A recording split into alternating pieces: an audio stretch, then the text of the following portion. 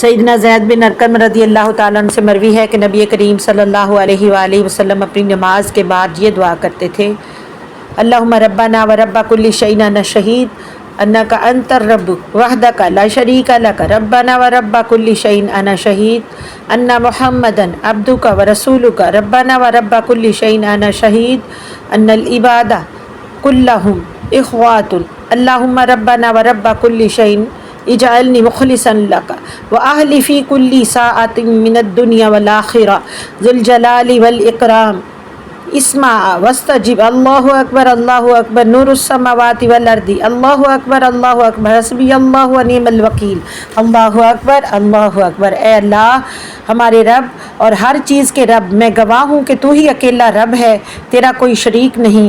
اے ہمارے رب اور ہر چیز کے رب، میں گواہ ہوں کہ محمد صلی اللہ علیہ وآلہ وسلم تیرے بندے اور رسول ہیں۔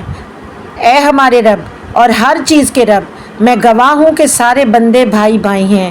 اے اللہ ہمارے رب اور ہر چیز کے رب، مجھے اور میرے اہل کو دنیا و آخرت کی ہر گھڑی میں اپنے لیے مخلص بنا دے۔ اے جلال و اکرام والے، سن لے اور قبول کر لے۔ اللہ سب سے بڑا ہے، اللہ سب سے بڑا ہے، آسمانوں اور زمین کا نور ہے، اللہ سب سے بڑا ہے۔